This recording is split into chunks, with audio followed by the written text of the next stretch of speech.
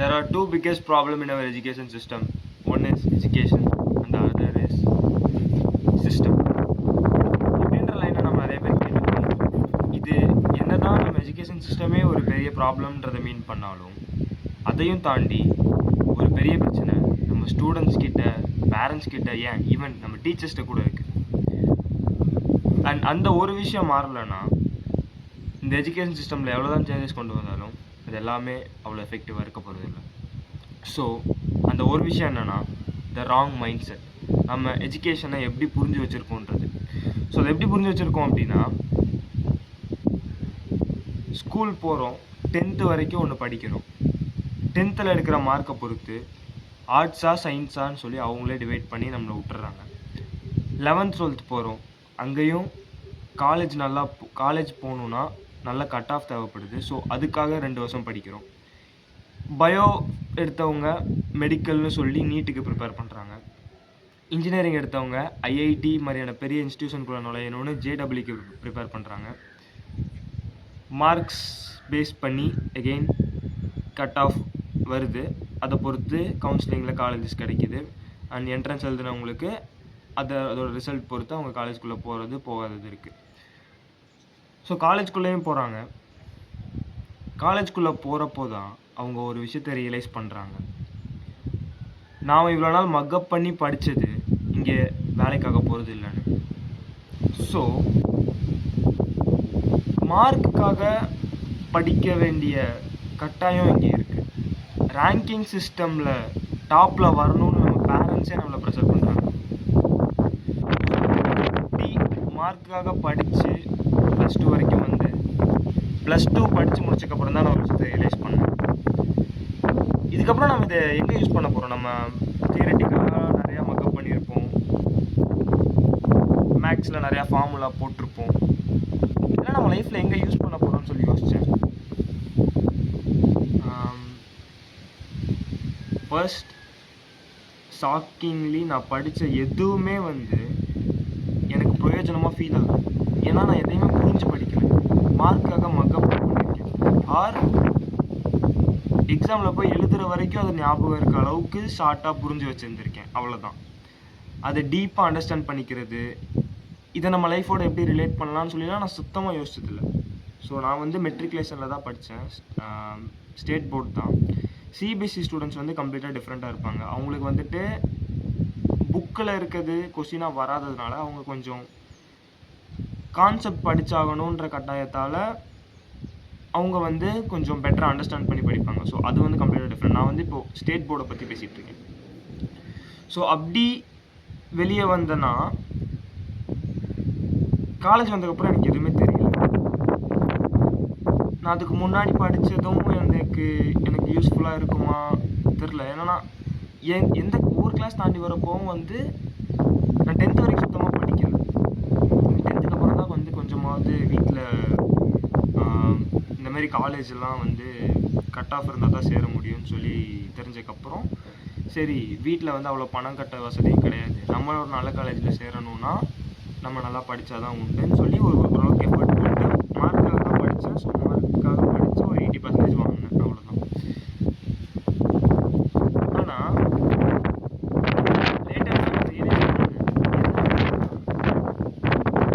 நம்ம லைஃப்பில் எஜுகேஷனோட முக்கியமான கோலே வந்து என்னன்னா நம்மளோட லைஃப்பை வந்து பெட்டராகிறது தான்.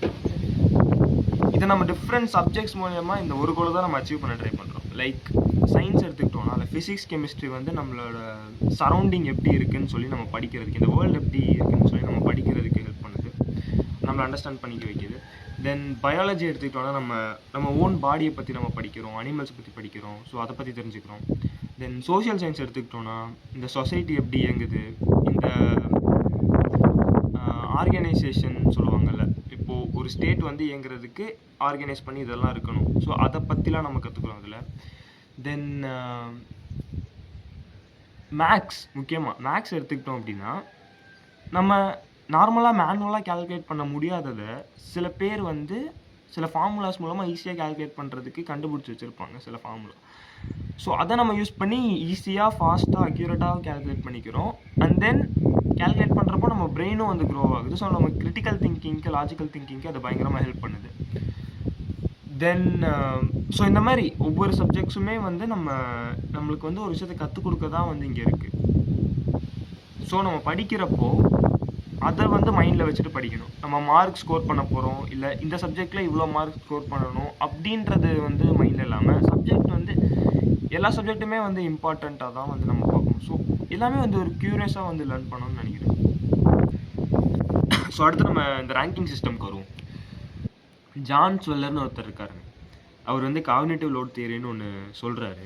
அதில் வந்து என்னென்னா, ஒவ்வொரு இண்டிவிஜுவலுக்கும் அவங்க ஒரு கான்செப்டை அண்டர்ஸ்டாண்ட் பண்ணிக்கிறதுக்கு ஒரு பர்டிகுலர் டைம் எடுத்துக்கும்னு சொல்கிறாங்க. அவங்க பிரெயின் அதை ப்ராசஸ் பண்ணி புரிஞ்சிக்க ஒரு பர்டிகுலர் டைம் எடுத்துக்கும்னு சொல்கிறாரு.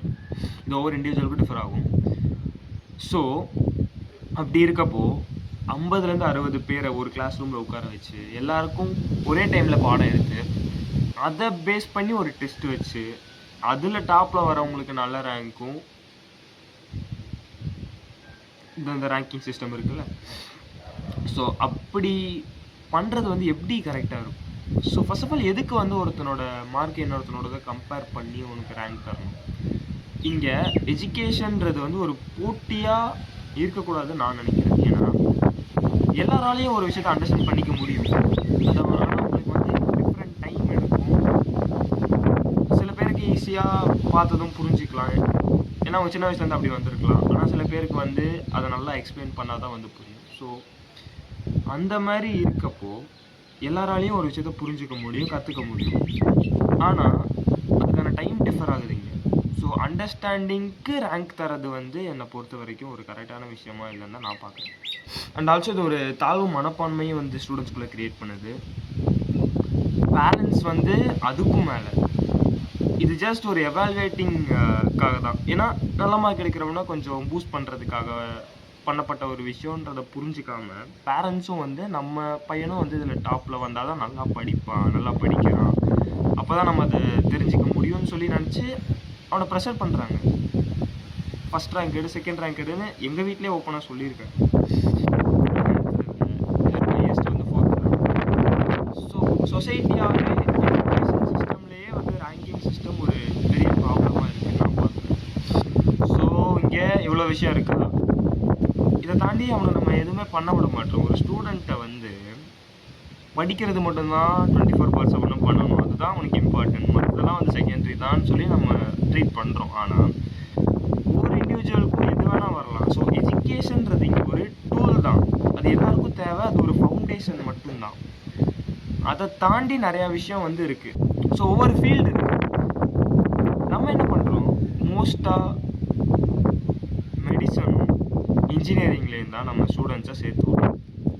அதில் தான் வந்து நல்ல சேலரி கிடைக்கும், நல்ல ப்ரிவிலேஜான ஜாப்ஸ் அப்படின்லாம் நினச்சி நம்ம வந்து அவங்கள சேர்த்து விட்றோம். ஆனால் அதை தாண்டி நிறையா இருக்குது. ஸ்டூடெண்ட்ஸ் அவங்க இன்ட்ரெஸ்ட்டை வந்து ஐடென்டிஃபை பண்ணணும், அவங்க பேஷன்ஸை ஐடென்டிஃபை பண்ணணும். அதை நோக்கி அவங்க போனாங்கன்னா எல்லா ஃபீல்ட்லேயும் பெட்டரான ஆள் நம்ம வந்து இருப்பாங்க. எல்லாருக்கும் ஒவ்வொரு இன்ட்ரெஸ்ட் இருக்கும், அவங்களுக்கு வந்து என்னென்ன வரும்னு சொல்லி அவங்க ஐடென்டிஃபை பண்ணணும். ஸோ அதை அந்த ஸ்கூலிங்கில் தான் வந்து அவங்களால பண்ண முடியும். அதை விட்டுட்டு நீ வந்து காலையில் ஸ்பெஷல் கிளாஸ் போகணும், ஈவினிங் ஸ்பெஷல் கிளாஸ் போகணும், ஸ்கூல்லையும் படிக்கணும், வந்தும் டியூஷன் போகணும்னு சொல்லி படிப்பை மட்டுமே 24/7 நம்ம அவங்களுக்கு திணிக்கிறது. இந்த மாதிரி க்ரியேட்டிவ் சைடில் எக்ஸ்ட்ரா கரிக்குலர் ஆக்டிவிட்டீஸ் அவங்களால நம்ம பண்ணவே விடுறது. ஸோ இவ்வளோ தான் நம்ம தப்பாக புரிஞ்சு வச்சுருக்குது. ஸோ இப்போ இதோட சொல்யூஷன் என்னன்றதை பற்றி பார்ப்போம். ஒன்றும் இல்லை, இது வந்து ஜஸ்ட் ஒரு சின்ன மைண்ட் செட் தான், ராங் மைண்ட் செட் தான். நல்ல மார்க் எடுத்தால் நல்ல லைஃப் கிடச்சிரும்ன்ற ஒரு மைண்ட் செட் தான். இதை நம்ம யார் வேணால் மாற்றிக்கலாம், அவ்வளோ பெரிய விஷயம் இல்லை. ஃபர்ஸ்ட் நம்ம பேரண்ட்ஸ் கிட்ட வந்து என்ன சொல்ல வரேன் அப்படின்னா, நீங்கள் உங்கள் பசங்களை வந்து தயவு செஞ்சு நல்ல மார்க் எடு அப்படின்னு சொல்லி மட்டும் படிக்க சொல்லாது. இதில் நீ என்ன புரிஞ்சுக்கிறன்னு சொல்லி அதை அவனே அவன் ஓன் வேர்ட்ஸில் எக்ஸ்பிளைன் பண்ண சொல்லுவாங்க. உங்கள் வாழ்க்கையில் எங்கடா யூஸ் ஆக போகுது, இதை நீ எப்படி ரிலேட் பண்ணிக்கிறேன்னு சொல்லி கேளுங்க. ஸோ இந்த மாதிரி கொஸ்டின்ஸ் கேட்குறதால அவன் வந்து என்ன படிக்கிறோம், எதுக்கு படிக்கிறோன்னு சொல்லி யோசிப்பான். ஸோ அந்த கோல் வந்து அங்கேயே வந்து ஸ்டார்ட் ஆகுது. அண்டர்ஸ்டாண்டிங். ஆனால் படிப்பு வந்து முக்கியம். ஆனால் உனக்கு பிடிச்சதை நீ பண்ணு, உன்னோட இன்ட்ரெஸ்ட்டை நீ தேடி போன அலோவ் பண்ணுங்க. ஸோ அவனுக்கு எஜுகேஷன் வந்து ஒரு ப்ரெஷராக இருக்காது. அவனால் அவனோட இன்ட்ரெஸ்ட் அண்ட் பேஷன்ஸையும் ஐடென்டிஃபை பண்ண முடியும். சில டீச்சர்ஸ்லாம் நான் பார்த்துருக்கேன், இம்பார்ட்டண்ட்டான டாபிக்ஸ்லாம் சொல்லுவாங்க, இதெல்லாம் வந்து நீங்கள் மார்க் பண்ணி வச்சுக்கோங்க. எதுக்காக அப்படின்னா அதெல்லாம் ப்ரீவியஸ் இயர் வந்த கொஷின் பேப்பரில் வந்திருக்க கொஷினாக இருக்கும், இல்லை ரிப்பீட்டடிவாக கேட்குற கொஷின்ஸாக இருக்கும். ஸோ அதெல்லாம் மார்க் பண்ணி வைக்க சொல்லுவாங்க. ஆனால் எந்த டீச்சரும் இது வரைக்கும் நான் பார்த்ததில்ல, இந்த டாபிக் வந்து உனக்கு பின்னாடி லைஃப்பில் இங்கே யூஸ் ஆகும், இதை நீ கற்றுக்கிறது வந்து இம்பார்ட்டன்ட் சொல்லி யாரும் சொன்னதில்லை. ஸோ டீச்சர்ஸே வந்து இங்கே இந்த ராங் மைண்ட் செட்டில் இருக்காங்க. அவங்களும் ஆப்வியஸ்லி இந்த ரேங்கிங் சிஸ்டமில் மார்க்குக்காக இது பண்ணுறத நோக்கி வந்துருக்கலாம், அதில் தாண்டி வந்ததால் அவங்களும் அதில் அஃபெக்ட் இருக்கலாம். அப்புறம் நம்ம ஸ்டூடெண்ட்ஸ் கிட்ட வந்தோன்னா, இவங்க 2 பேரும் மாறுறாங்களோ இல்லையோ நீங்கள் தான் மாற்றணும். அண்ட் நீங்கள் ஃபஸ்ட்டு மாறணும். நீங்கள் மாறிட்டீங்கன்னா எல்லாமே பாசிபிள் தான். ஏன்னா இன்றைக்கி இருக்க வேர்ல்டில் இன்டர்நெட் மூலமாக நம்ம எதை வேணால் எப்போ வேணால் கற்றுக்கலாம். ஸோ இங்கே இப்போது எஜுகேஷனுக்கு வந்து ஒரு பேரியர் கிடையாது, ஈஸி டு ஆக்சஸபிளாக இருக்குது எல்லாருக்குமே. அந்த காலத்தில் மாதிரி கிடையாது, சில பேர் தான் வந்து படிக்க முடிஞ்சு, அந்த மாதிரி இப்போ கிடையாது. எல்லாருக்கும் எஜுகேஷன் வந்து ஆக்சஸபிளாக இருக்குது. ஸோ எல்லோரும் வந்து அவங்களோட இன்ட்ரெஸ்ட்ஸை ஐடென்டிஃபை பண்ணி அதை நோக்கி போனாங்கன்னா நம்ம ஒரு பெட்டர் வேர்ல்டு லீட் பண்ணலான்னு எனக்கு தோணுது. ஸோ நீங்கள் எதை படித்தாலும் புரிஞ்சு படிங்க, பின்னாடி அதை எங்கே யூஸ் பண்ண போகிறோன்னு ஒரு செகண்ட் யோசிச்சு பாருங்க. அண்ட் தென் எதை படித்தாலும் க்யூரியஸாக படிங்க, அதை பற்றி டீப்பாக படிங்க. உங்களுக்கு நீங்கள் சின்ன வயசுலேருந்து படிச்சுட்டு வந்த நாலேஜ் வந்து இருந்துச்சுன்னா அந்த மார்க்கை விட அதுதான் பெரிய கிரேட்னஸ்ன்னு நான் நினைக்கிறேன். அண்ட் தென் நீங்கள் அப்படி அண்டர்ஸ்டாண்ட் பண்ணி படிக்க ஆரம்பித்தப்பறம் உங்களுக்கு எல்லாமே ஈஸியாக வந்து புரிய ஆரம்பிக்கும். நீங்கள் எதையும் மக்கப் பண்ணிட்டு போய் எக்ஸாம் எல்லாம் உட்கார தேவையில்லை, எல்லாமே உங்களுக்கு உங்கள் கான்செப்ட் வைஸாக மைண்டில் இருக்கும். ஸோ நீங்கள் அதை வச்சு ஈஸியாக எழுதிடலாம். ஸோ நீங்கள் மார்க் எடுக்கிறதுக்கும் வந்து இது ஒரு பெரிய ப்ளஸ் பாயிண்ட்டாக இருக்கும். இனிஷியல் ஸ்டேஜில் கொஞ்சம் ஸ்ட்ரகிள் பண்ணுவீங்க, திடீர்னு வந்து சேஞ்ச் ஆகுறீங்க அப்படின்னா. இது வரைக்கும் மக்கப் பண்ணிட்டு வந்து படிச்சிருப்பீங்க, இப்போது எல்லாத்தையும் புரிஞ்சு படிக்கணும்னா வந்து உங்களுக்கு நிறையா டைம் எடுக்கும், அண்டர்ஸ்டாண்ட் பண்ணுறதுக்கு கொஞ்சம் கஷ்டமாக தான் இருக்கும். பட் அதுதான் வந்து ரைட் வே, அதுதான் எல்லோரையும் நான் பண்ணணும்னு எக்ஸ்பெக்ட் பண்ணுறேன். ஸோ அவ்வளோதான், இதை பற்றி தான் இன்றைக்கி நான் பேசணும்னு நினச்சேன். என்னோடய ஃபர்ஸ்ட் வீடியோ எப்படி இருக்குன்னு சொல்லி நீங்கள் கமெண்ட் செக்ஷனில் சொல்லுங்கள். நிறையா வளரி இருப்பேன், ஆனால் நான் சொல்ல வந்ததை கிளியராக சொல்லிட்டேன்னு நினைக்கிறேன். அதில் எனக்கு ஓகேவாக இருக்கேன். ஸோ இன்னும் நிறையா வீடியோஸ் பண்ணணும்னு ஐடியா இருக்குது. So stay tuned for all those things. அவ்வளோதான். இந்த விஷயம் வந்து கரெக்டாக தோணுச்சுன்னா லைக் பண்ணுங்கள், இதை யாருக்கு போய் சேரணும்னு நினைக்கிறீங்களோ ஷேர் பண்ணுங்கள், உங்களோட தாட்ஸு கீழே கமெண்ட் பண்ணுங்கள். That's all. தேங்க்யூ.